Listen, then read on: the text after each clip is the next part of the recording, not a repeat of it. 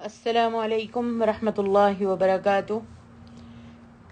نحمده ونصلی علی رسولہ الکریم۔ رب اشرح لی صدری ویسر لی امری واحلل عقدۃ من لسانی یفقهوا قولی۔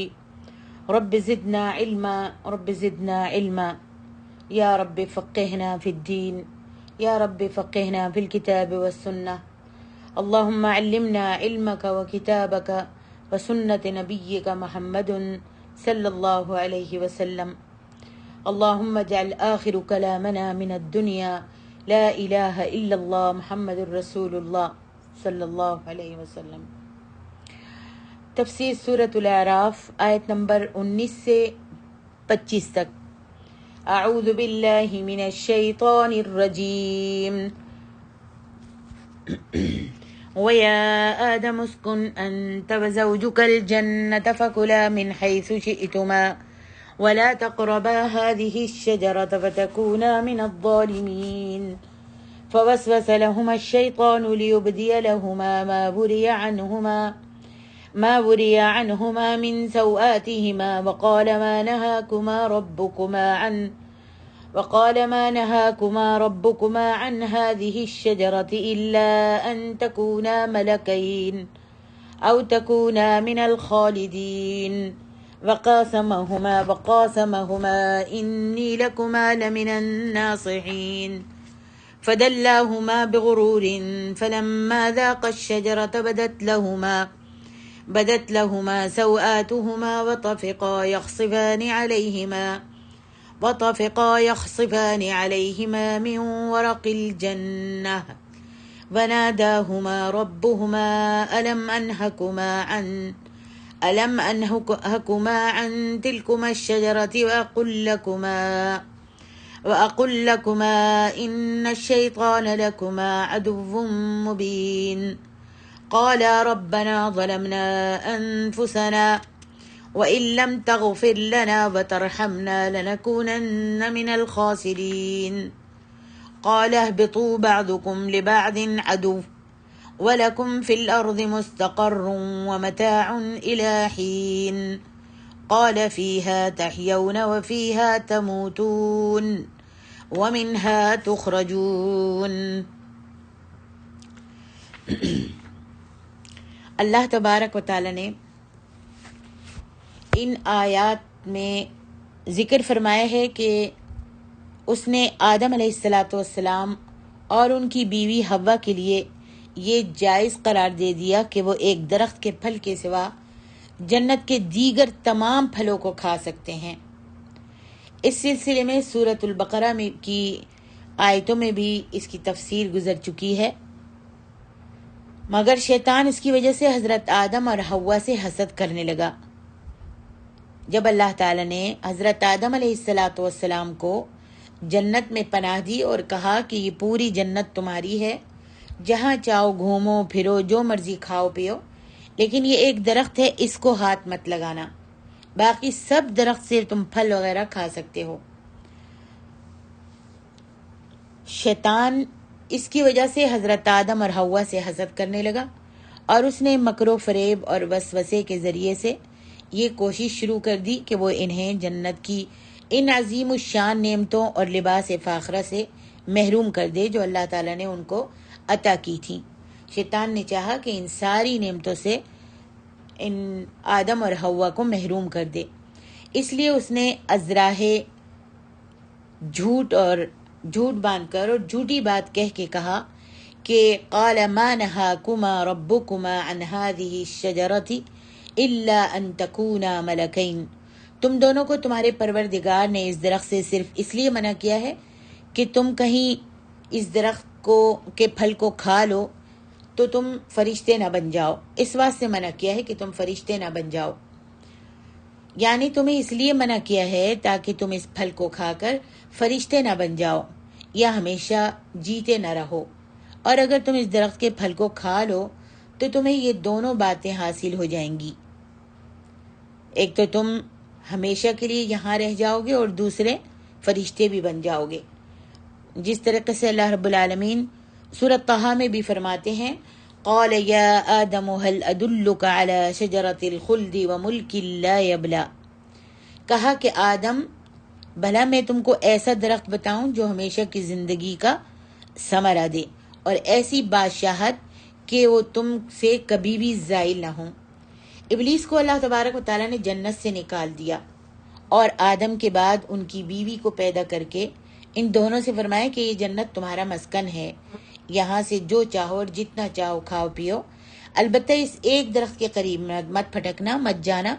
یہ درخت کون سا تھا اس کی صراحت نہیں کی گئی، نہ قرآن مجید میں اور نہ حدیث میں اس کے بارے میں نہیں بتایا گیا، اور نہ ہی اس کی ضرورت ہے کہ وہ کون سا درخت تھا۔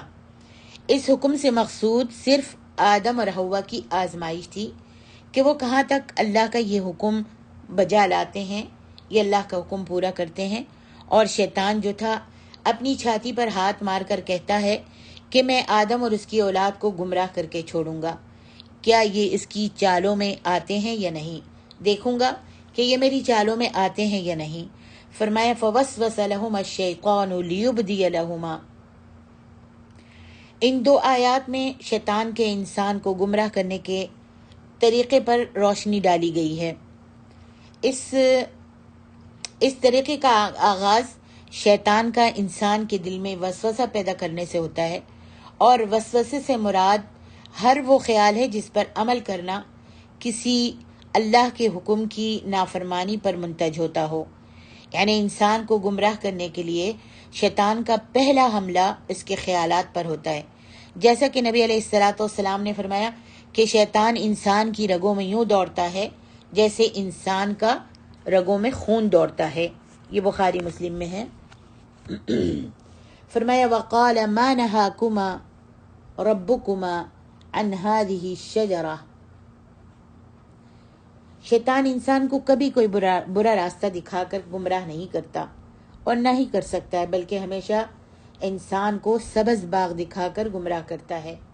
مثلا اس کی مثال لیتے ہیں کہ اگر وہ کہتا ہے کہ اگر یہ کام کرو گے، سود کھاؤ گے، سود کا کام کرو گے، ربا سے کام کرو گے، رشوت لو گے، تو تمہارے حالات جو ہیں، یہ موجودہ حالات جس میں تم تنگی سے گزارا کر رہے ہو، روشن ہو جائیں گے اور مالا مال ہو جاؤ گے، اور تمہاری زندگی جو ہے بہترین ہو جائے گی۔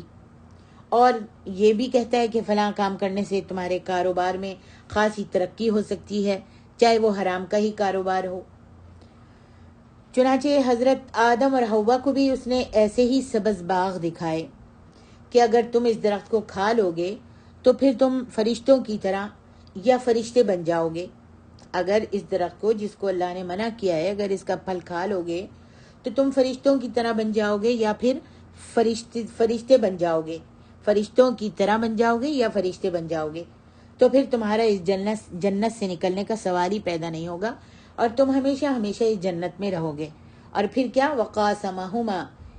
وقاسمہما انی لکما لمن الناصحین۔ ابلیس یا اس کے چیلے چانٹے سبز باغ ہی نہیں دکھاتے، بلکہ طرح طرح کے دلائل اس کے دل میں، انسان کے دل میں ڈال کر انسان کو یہ یقین کرا دیتے ہیں کہ جو راستہ اس نے دکھایا ہے وہ فی الواقع اس کے لیے بہتر ہے۔ جو راستہ دکھا رہا ہے بہانوں سے اور دھوکے بازی سے، تو وہ جو راستہ ہے وہ اس کے لیے بہتر ہے اور اس کی خیر خواہی کا راستہ ہے، اس میں اس کا اپنا کچھ مفاد نہیں ہے۔ اور اس یقین دہانی کے لیے اگر اسے قسمیں بھی کھانا پڑیں تو وہ کھا جاتا ہے۔ اللہ اکبر۔ اسی طریقے سے حضرت آدم علیہ السلام کے سامنے بھی اس نے قسمیں کھا کر ان کو یقین دلایا کہ اگر تم اس درخت کو ہاتھ لگا لو گے تو ہمیشہ تم جنت میں رہو گے اور فرشتے بن جاؤ گے۔ اللہ اکبر۔ شیطان کا سب سے پہلا ہدف انسان کے صنفی یا جنسی اعضاء ہوتے ہیں۔ انسان کو گمراہ کرنے کی سب سے آسان صورت یہ ہوتی ہے کہ فحاشی کے دروازے کھول دیتا ہے اور جنسی معاملات میں اسے بے راہ رو بنا دیتا ہے۔ یعنی اللہ تعالیٰ نے انسان میں فطری طور پر جو شرم و حیا کا جذبہ رکھا ہے، اس جذبے کو کمزور تر بنا دے۔ ابلیس اور اس کے چیلوں چاٹوں کی یہ روش آج تک جوں کی توں قائم ہے۔ ایسے لوگوں کے نزدیک تہذیب و تمدن کی ترقی کا کوئی کام شروع ہی نہیں ہو سکتا، جب تک وہ عورت کو بے حیا بنا کر بازار میں لا کر کھڑا نہ کر دیں، اور اختلاط مرد و زن، عورت اور مردوں کی ساری راہیں اختلاط کی کھول دیں کہ عورت اور مرد جو ہیں ایک ساتھ کام کریں، ایک ساتھ رہیں۔ یہ شیطان کی چال ہے۔ عورت کے گھر میں رہ کر بچوں کی دیکھ بھال کو ان لوگوں نے عورت کے لیے قید خانے کا نام دے رکھا ہے، اور پردے کو ترقی کی راہ میں سب سے بڑی رکاوٹ قرار دیتے ہیں۔ اور یہ سب کچھ کیا ہے؟ یہ سب کچھ شیطان کی سکھائی ہوئی چالیں ہیں۔ اور یہ خیال کہ شیطان نے پہلے حوا کو گمراہ کیا اور پھر حوا کے کہنے پر حضرت آدم علیہ السلام نے بھی اس درخت کا پھل کھا لیا۔ تو یہ باتیں جو لوگ کہتے ہیں غالباً یہ باتیں اسرائیلیات سے لی گئی ہیں۔ کتاب و سنت میں اس کی کوئی صراحت نہیں ہے۔ قرآن سے یہی معلوم ہوتا ہے کہ شیطان نے دونوں سے وعدے وعید کیے، اور دونوں اس کے وسوسے میں اور اس کے چکمے میں، اس کے بہکائی میں آ گئے۔ یہاں یہ سوال پیدا ہوتا ہے کہ جب اللہ تعالیٰ نے اس درخت کے قریب جانے سے حضرت آدم اور حوا کو منع کر دیا تھا، تو پھر وہ کیسے شیطان کے دام میں پھنس گئے، شیطان کے جال میں پھنس گئے اور ان کی بہکائی میں آ گئے؟ تو اس کا جواب یہ ہے کہ مدتوں گزر چکی تھیں کہ آدم اور حوا دونوں عیش و آرام سے جنت میں رہ رہے تھے، اور انہیں اس درخت کے پاس آنے کا کبھی خیال ہی نہیں آیا تھا، حتیٰ کہ اللہ کا یہ حکم انہیں بھول ہی گیا تھا۔ اس وقت شیطان کو اس نافرمانی پر اکسانے کا موقع مل گیا، جیسا کہ اللہ تعالیٰ نے قرآن مجید کی اس آیت میں بھی فرمایا فَنَسِيَ وَلَمْ نَجِدْ لَهُ عَزْمًا۔ سورۃ طٰہٰ میں اللہ فرماتے ہیں پھر آدم علیہ السلام اللہ کا حکم بھول گئے اور ہم نے اس میں نافرمانی کا کوئی ارادہ نہیں پایا۔ اللہ اکبر۔ فرمایا فَدَلَّاهُمَا بِغُرُورٍ فَلَمَّا ذَاقَا الشَّجَرَةَ بَدَتْ لَهُمَا سَوْآتُهُمَا۔ حضرت ابی ابن کعب سے روایت ہے کہ حضرت آدم لمبے قد کے تھے، گویا وہ کھجور کا تن آور درخت ہوں۔ آپ کے سر کے بال بھی گھنے تھے۔ جب آپ سے غلطی ہوئی تو آپ کے ستر کی پوشیدہ چیز یعنی شرمگاہ جو تھی، جس کو چھپایا ہوا تھا، جس کو انہوں نے پہلے کبھی نہیں دیکھا تھا، ظاہر ہو گئی، اور آپ جنت سے بھاگنے لگے تو جنت کے ایک درخت نے آپ کو سر سے پکڑ کر روک لیا۔ تو آپ نے کہا مجھے چھوڑو، مجھے چھوڑو۔ تو اس درخت نے کہا نہیں، آپ کو نہیں چھوڑوں گا۔ ادھر اللہ تبارک و تعالیٰ نے آپ سے مخاطب ہو کر فرمایا آدم مجھ سے بھاگتے ہو؟ تو حضرت آدم نے عرض کی نہیں یا اللہ، اے اللہ میں تو تجھ سے حیا کرتا ہوں۔ اللہ اکبر۔ ابن جریر اور کئی سندوں کے ساتھ حسن سے، انہوں نے ابی ابن کعب سے، اور انہوں نے نبی کریم صلی اللہ علیہ وآلہ وسلم سے اسے مرفوعاً روایت کیا ہے، لیکن موقوف روایت سند کے اعتبار سے زیادہ صحیح ہے۔ واللہ اعلم۔ تفسیر الطبری۔ حضرت ابن عباس رضی اللہ عنہما نے وَتَفِقَا يَخْصِفَانِ عَلَيْهِمَا مِنْ وَرَقِ الْجَنَّةِ، اور وہ بہشت کے درختوں کے پتے توڑ توڑ کر اپنے اوپر چپکانے اور اپنی شرمگاہ کو چھپانے لگے۔ اس آیت کے بارے میں روایت کیا ہے کہ وہ انجیر کے پتوں سے اپنی شرمگاہ کو چھپانے لگے تھے۔ تفسیر الطبری میں دیکھیے، امام مجاہد کہتے ہیں کہ انہوں نے جنت کے پتوں کو اپنے اوپر اس طرح لپیٹنا شروع کر دیا تھا جس طرح کپڑے کو تن بدن پر لپیٹ دیا جاتا ہے، جیسے کپڑے کو اپنے بدن پر لپیٹ دیا جاتا ہے۔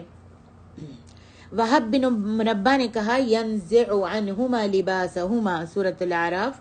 اس کی تفسیر میں لکھا ہے کہ آدم و حوا کے شرمگاہ کے مقامات پر نور کا لباس تھا، جس کی وجہ سے وہ ایک دوسرے کے ستر کو، ایک دوسرے کی شرمگاہ کے مقامات کو نہیں دیکھ سکتے تھے، لیکن جب انہوں نے درخت کے پھل کو کھا لیا تو ان کی شرمگاہ کے مقامات جو تھے، ان کے ستر جو تھے، وہ کھل گئے۔ اسے امام ابن جریر نے صحیح سند کے ساتھ روایت کیا ہے۔ اللہ اکبر۔ فرمایا فَلَمَّا ذَاقَا الشَّجَرَةَ بَدَتْ لَهُمَا سَوْآتُهُمَا وَطَفِقَا يَخْصِفَانِ عَلَيْهِمَا مِنْ وَرَقِ الْجَنَّةِ۔ اس کا مطلب یہ ہے کہ شرم و حیا کا جذبہ اور اپنے مقامات ستر کو، اپنی شرمگاہ کو ڈھانپ کر رکھنا عورت اور مرد دونوں کی فطرت کے اندر داخل ہے۔ پھل کھانے کی وجہ سے جب حضرت آدم علیہ السلام اور حوا کا جنتی لباس چھن گیا تو سب سے پہلے جو فکر ہوئی ان کو، وہ کیا تھی؟ وہ یہ تھی کہ اپنے مقامات سطر کو چھپائیں، اپنی شرمگاہ کو چھپائیں، اور فوری طور پر کچھ نہ ملا تو انہوں نے جنت کے درختوں کے پتوں ہی کو ایک دوسرے پر یا اپنے بدن پر چسپاں کر کے اپنی شرمگاہوں کو چھپا دیا۔ اس آیت سے ان محققین کے بیان کی تردید ہو جاتی ہے جو انسانی تہذیب و تمدن کی داستان لکھنے بیٹھتے ہیں تو کہتے ہیں کہ انسان ابتداً ننگا رہا کرتا تھا اور مدتوں بعد اس نے لباس تیار کیا اور بدن ڈھانپنا سیکھا، اور یہ وہی محققین ہیں جو انسان کو حیوان ہی کی ترقی یافتہ شکل قرار دیتے ہیں، اور چونکہ حیوان اپنے مقامات سطر نہیں ڈھانپتے اس لیے انہوں نے سمجھ لیا کہ انسان بھی ابتداً ایسا ہی تھا۔ قرآن ان سب باتوں کی پرزور تردید کرتا ہے۔ وہ انسان کو ایک مستقل اور الگ مخلوق کی حیثیت دیتا ہے جو آدم سے شروع ہوئی، اور آدم کا پتلا اللہ تعالیٰ نے اپنے ہاتھ سے بنایا تھا، پھر اسے سنوارا تھا اور بہت اچھی شکل و صورت بنائی تھی، پھر اس میں اپنی روح میں سے پھونک کر اسے باقی مخلوق سے افضل و برتر بنا دیا تھا۔ اپنی روح پھونکی تھی اور روح سے پھونک کر اس کو باقی تمام مخلوق سے افضل و برتر بنا دیا۔ پھر حضرت آدم علیہ السلام کو نبوت عطا فرمائی، لہذا وہ خالص موحد تھے، جبکہ ہمارے ان محققین کا انسان ابتداءً مظاہر پرست تھا۔ وجہ یہ ہے کہ ان محققین کا سارا انحصار ظن و تخمین پر ہے، جبکہ وحی الہی ہمیں حقیقی علم عطا کرتی ہے۔ اللہ اکبر۔ آگے ارشاد ربانی ہے، قال ربنا ظلمنا انفسنا وان لم تغفر لنا وترحمنا لنكونن من الخاسرین۔ ضحاک بن مزاحم نے یہ آیت اس کے بارے میں فرمایا، اے ہمارے رب، ہم نے اپنے آپ پر ظلم کیا، اور اگر تو نے ہمیں نہ بخشا اور تو نے ہم پر رحم نہ کیا تو یقیناً ہم خسارہ پانے والوں میں سے ہو جائیں گے۔ اس کے بارے میں کہا ہے کہ یہ وہ کلمات تھے جو حضرت آدم علیہ السلام نے اپنے اللہ سے سیکھے تھے۔ اللہ اکبر۔ دیکھیے تفسیر عبدالرزاق میں، ابلیس علیہ ان آیات سے شیطان اور آدم کی سرشت کا فرق میں معلوم ہو جاتا ہے۔ قال ربنا ظلمنا، اس آیت سے شیطان کا اور آدم کا فرق معلوم ہوتا ہے، جو یہ ہے کہ ابلیس نے اللہ کی نافرمانی جان بوجھ کر کی، جبکہ آدم علیہ السلام سے بھول کر ہوئی تھی۔ نمبر 2، ابلیس سے باز پرس ہوئی تو اس نے اعتراف کرنے کے بجائے تکبر کیا۔ ابلیس سے جب اللہ تعالیٰ نے باز پرس کی، پوچھا کہ تم نے سجدہ کیوں نہیں کیا، تو اس نے اعتراف کرنے کے بجائے تکبر کیا اور اکڑ کر بیٹھ گیا۔ اور آدم سے ہوئی، جب آدم سے اللہ تعالیٰ نے پوچھا تو انہوں نے اعتراف کیا اور اللہ تبارک و تعالیٰ کے جناب میں توبہ بھی کی۔ نمبر 3، ابلیس نے اپنی نافرمانی اور گمراہی کا الزام اللہ کے ذمے لگا دیا، جبکہ آدم نے یہ اعتراف کیا کہ واقعی یہ قصور ہمارا ہی تھا۔ اور نمبر 4، ابلیس انہی جرائم کی وجہ سے بارگاہ الہی سے ہمیشہ کے لیے ملعون اور راندہ ہوا قرار دیا گیا۔ اللہ تعالیٰ نے ملعون کہا اور اس کو اپنی جناب سے راند دیا، اور آدم علیہ السلام جب اپنی غلطی کے اعتراف اور توبہ کی وجہ سے مقرب بارگاہ الہی بن گئے، اللہ تعالیٰ کے نزدیکی بندے بن گئے، اور انہیں اللہ تعالیٰ نے نبوت بھی عطا فرمائی۔ سبحان اللہ۔ آگے ارشاد ربانی ہے، قال اہبطوا، تم زمین میں اتر جاؤ۔ اس کے بارے میں ایک قول تو یہ بیان کیا گیا ہے کہ یہ خطاب آدم اور حوا، ابلیس اور سانپ سے تھا۔ بعض لوگوں نے یہاں سانپ کا ذکر نہیں کیا، واللہ اعلم۔ اصل دشمنی تو آدم اور ابلیس ہی کے مابین تھی، اس لیے سورۃ طٰہٰ میں فرمایا اہبطا منہا جمیعا، تم دونوں یہاں سے اکٹھے اتر جاؤ۔ اللہ تعالیٰ نے سورۃ طٰہٰ میں فرمایا اہبطا منہا جمیعا، تم دونوں یہاں سے اکٹھے اتر جاؤ۔ حوا حضرت آدم ہی کے تابع تھی، ان کو علیحدہ حکم دے کر جمع کا صیغہ نہیں استعمال کیا گیا، اور سانپ کا ذکر اگر صحیح ہے تو وہ ابلیس کے تابع تھا۔ مفسرین نے ان مقامات کا بھی ذکر کیا ہے جن پر ان میں سے ہر ایک کو اتارا گیا تھا، مگر ان تمام روایات کا تعلق اسرائیلیات سے ہے۔ اس لیے اللہ تعالیٰ ہی زیادہ بہتر جانتا ہے کہ یہ روایات صحیح ہیں یا غلط ہیں۔ اگر ان مقامات کے تعین میں کوئی دینی یا دنیاوی فائدہ ہوتا تو پھر اللہ سبحانہ و تعالیٰ بھی یقیناً اپنی کتاب میں یا اس کے رسول صلی اللہ علیہ وسلم اپنی سنت میں اس کو بیان فرما دیتے۔ فرمایا وَلَكُمْ فِي الْأَرْضِ مُسْتَقَرٌّ وَمَتَاعٌ إِلَىٰ حِينٍ، اور تمہارے لیے ایک وقت خاص تک زمین پر ٹھکانا اور زمین میں فائدہ اٹھانا ہے۔ زمین تمہارے لیے جائے قرار ہے اور اس میں زندگی بسر کرنے کے لیے تمہیں تمہاری عمریں مقرر کر دی گئی ہیں جو اس کے مطابق ہیں، جسے قلم نے لکھا، تقدیر نے شمار کیا، اور کتاب اول میں جسے تحریر کر دیا گیا ہے۔ اللہ اکبر۔ اللہ سبحانہ و تعالیٰ نے ابلیس آدم کا اس لیے دشمن بن گیا کہ اس کی آزمائش کا جس میں وہ سخت ناکام رہا سبب حضرت آدم علیہ السلام بنے تھے۔ ابلیس جو ہے آدم کا اس لیے دشمن بنا کہ اس کی آزمائش حضرت آدم کے ذریعے سے کی گئی تھی کہ سجدے کا حکم حضرت آدم کے سامنے کرنے کا کہا تھا شیطان کو، تو ابلیس جو تھا وہ حضرت آدم کا دشمن اس لیے بن گیا۔ اور آدم علیہ السلام اس لیے ابلیس کے دشمن بنے کہ اس نے مکر و فریب سے ان کو سبز باغ دکھا کر اور جھوٹی قسمیں کھا کر آدم کو اللہ کی نافرمانی پر آمادہ کر لیا۔ چنانچہ ان دونوں کو جنت سے نکال کر زمین میں اللہ تعالیٰ نے بسا دیا، کیونکہ جنت ایسی محض آرائی کی جگہ نہیں ہے، لڑائی جھگڑے کی جگہ نہیں ہے۔ جنت ایسی محض آرائی کے لیے، لڑائی جھگڑے کے لیے، دھنگا فساد کے لیے، دشمنی کے لیے، حسد اور کینہ بغض کے لیے زمین ہی موضوع تھی۔ مناسب یہی تھا کہ حق و باطل کے سب معرکے زمین ہی پر واقع ہوں۔ اس طرح اللہ تعالیٰ کی وہ مشیت خود بخود پوری ہو گئی جس کے لیے اس نے انسان کو پیدا کیا تھا۔ یہاں ایک غلط فہمی کا ازالہ ضروری ہے جس میں اکثر لوگ مبتلا ہو جاتے ہیں، اور وہ یہ ہے کہ اگر اللہ کی مشیت یہی تھی کہ آدم و حوا اور ان کی اولاد زمین میں آباد ہوں اور شیطان ان کا دشمن بن کر آدم اور اولاد آدم کو گمراہ کرتا رہے اور ان کے درمیان جنگ چھڑی رہے، اور اس طرح اس دنیا کو بنی آدم کے لیے دار الامتحان بنایا جائے، تو پھر آخر اس قصہ آدم و ابلیس میں ابلیس کا یا آدم کا کیا قصور ہے؟ ہونا تو وہی ہوتا ہے جو اللہ کی مشیت میں، اللہ کے ارادے میں، اللہ کے پاس لکھا ہوا ہے۔ پھر آدم و ابلیس اللہ کی نافرمانی کے مورد الزام کیوں ٹھہرائے گئے ہیں؟ یعنی بہت سارے لوگ اس طریقے کی باتیں کرتے ہیں کہ آدم، جب اللہ تعالیٰ نے یہ سب کچھ لکھا ہوا تھا، شیطان نافرمانی کرے گا ابلیس، اور آدم اور حوا کو جنت سے زمین پر اتار دیا جائے گا۔ جب یہ اللہ تعالیٰ کی مشیت تھی اور اللہ نے لکھا ہوا تھا تو پھر ان کو الزام کیوں دیا جاتا ہے؟ اس طرح کے سوالات قرآن مجید میں اور بھی کئی مقامات پر پیدا ہوئے ہیں۔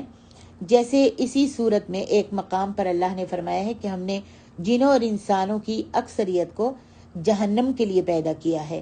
یہاں بھی یہ سوال پیدا ہوتا ہے کہ جب جنوں اور انسانوں کی اکثریت کو پیدا ہی جہنم کے لیے کیا گیا ہے تو پھر اس میں جنوں اور انسانوں کا کیا قصور ہے؟ اسی طرح احادیث صحیحہ میں بھی یہ مضمون بکثرت وارد ہے۔ مثلا جب بچہ ماں کے پیٹ میں رحم میں ہوتا ہے تو اس میں پھونک ماری جاتی ہے، روح پھونکی جاتی ہے، تو ساتھی فرشتہ یہ بھی لکھ دیتا ہے کہ یہ شخص جنتی ہوگا یا جہنمی ہوگا۔ اور ایسے مقامات کتاب و سنت میں بے شمار ہیں جہاں انسان یہ سوچنے پر مجبور ہوتا ہے کہ ہم تو قدرت کے ہاتھ میں محض کھلونے ہیں، مشیت تو اللہ کی پوری ہوتی ہے، اللہ کا لکھا پورا ہوتا ہے، پھر ہمیں سزا کیوں ملے گی؟ اس کا جواب یہ ہے کہ اللہ کو کسی چیز کے نتیجے کے متعلق پیشگی علم ہونا یا اس کا علم غیب کسی انسان کو اس بات پر مجبور یا اس کا پابند نہیں بناتا کہ وہ وہی کچھ کرے جو اللہ کے علم یا اس کی مشیت یا تقدیر میں لکھا ہے، بلکہ اس کا مطلب یہ ہوتا ہے کہ جو کچھ انسان اپنے پورے ارادے اور اختیار سے کرنے والا ہوتا ہے اس کا اللہ کو پہلے سے علم ہوتا ہے۔ اس بات کو ہم یہاں ایک مثال سے سمجھائیں گے اور اچھی طرح سمجھنے کی کوشش کیجیے اور آگے بھی لوگوں کو سمجھائیے، بتائیے۔ ایک بادشاہ اپنی مہمات میں، اپنے کام میں، اس کے پاس کوئی کام ہے، اس میں اکثر اپنے درباری نجومی سے مشورہ لیا کرتا تھا۔ ایک بادشاہ اپنی مہمات میں اکثر اپنے درباری نجومی جو ہوتے تھے اپنے دربار کے نجومی جو ہوتے تھے ان سے مشورہ لیا کرتا تھا. نجومی اسے سیاروں کی چال کے ذائچے تیار کر کے امور غیب سے مطلع کر دیتے تھے. اپنے سیارے یعنی چاند ستاروں کے ذریعے، چاند ستاروں کے نکلنے آنے اور جانے کے ذریعے غیب کی باتوں سے اس کو نجومی جو تھے مطلع کر دیتے تھے، بتا دیتے تھے. نجومی کی یہ خبریں کبھی درست ثابت ہوتی تھی اور کبھی کوئی خبر غلط بھی ثابت ہو جاتی تھی. ایک دفعہ یہ بادشاہ ایک نجومی سے خفا ہو گیا، ناراض ہو گیا، اور وہ اس نجومی کو کسی بہانے سزا دینے کے متعلق سوچنے لگا.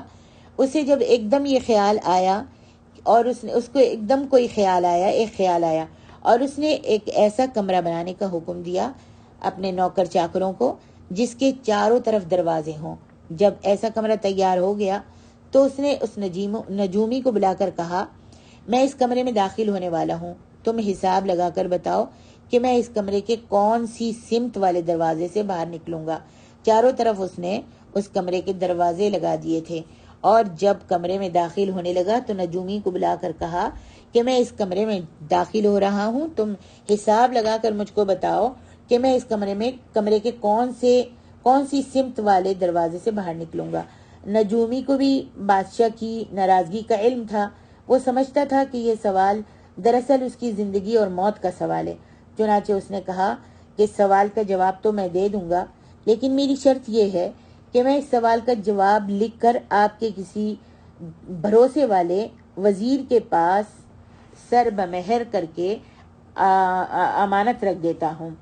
اس پر مہر لگا کر میں تمہارے کسی بھروسے والے وزیر کے پاس امانت کے طور پر رکھ دوں گا.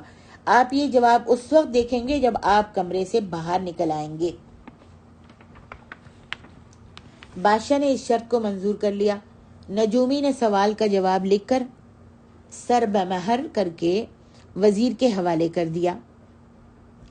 تو بادشاہ نے اپنے معمار کو بلا کر کہا کہ میں اس کمرے میں داخل ہوتا ہوں، یعنی اپنے چوکیدار کو، اپنے جو اس کے ساتھ رہتے تھے ان کو بلا کر کہا کہ میں اس کمرے میں داخل ہو رہا ہوں، اس کے چاروں دروازے مقفل کر دینا، بند کر دینا تالے سے، اور مجھے چھت پھاڑ کر اور سیڑھی لگا کر اوپر سے نکال لینا. چنانچہ انہوں نے ایسے ہی کیا. باہر آ کر بادشاہ نے نجومی کا جواب طلب کیا، اور پھر اس نے جس کو نجومی نے جواب تحریر کر کے دیا تھا، وہ جب بادشاہ کو پیش کیا گیا، جو اس کو کھولا گیا تو اس کو سب کے سامنے اس جواب کو پڑھایا گیا. اس میں لکھا تھا کہ بادشاہ کسی بھی دروازے سے نہیں بلکہ چھت پھاڑ کر باہر نکلے گا. بادشاہ جب یہ جواب سنتا ہے تو دم بخود رہ جاتا ہے، اور نجومی اس کے عقاب سے، اس کی سزا سے بچ جاتا ہے. اب دیکھیے کہ نجومی کی پہلے سے لکھی ہوئی تحریر نے بادشاہ کو ہرگز اس بات پر مجبور نہیں کیا کہ چھت پھاڑ کر باہر نکلے. جو پہلے سے نجومی نے تحریر لکھ دی تھی، اس کی تحریر تو لکھی ہوئی تھی اور بادشاہ کو معلوم نہیں تھا، تو بادشاہ کو اس نجومی نے مجبور نہیں کیا تھا کہ وہ چھت پھاڑ کر باہر نکلے، بلکہ وہ اس کام میں مکمل طور پر آزاد اور با اختیار تھا کہ وہ کسی بھی دروازے سے نکل جائے. بالکل یہی صورت ان مسائل کی ہے جن کا پہلے ذکر میں نے کیا ہے. انسان جو کچھ بھی کرتا ہے مکمل طور پر اپنے ارادے اور اختیار سے کرتا ہے، اسی بنا پر اسے جزا اور سزا بھی ملے گی. رہی پیشگی لکھنے یا مشیت یا تقدیر کی بات، تو یہ چیز اسے مجبور سمجھنے پر دلیل نہیں بن سکتی، بلکہ یہ بات تو اللہ کے علم کی وسعت کی دلیل ہے. آگے ارشاد ربانی ہے، قال فیہا تحیون وفیہا تموتون ومنہا تخرجون. فرمایا اسی زمین میں تم جیو گے اور اسی میں مرو گے، اور اسی میں سے قیامت کے دن زندہ کر کے نکالے جاؤ گے. جیسا کہ اللہ تعالیٰ سورۃ طٰہٰ میں بھی فرماتے ہیں، منہا خلقناکم وفیہا نعیدکم ومنہا نخرجکم تارۃ اخری.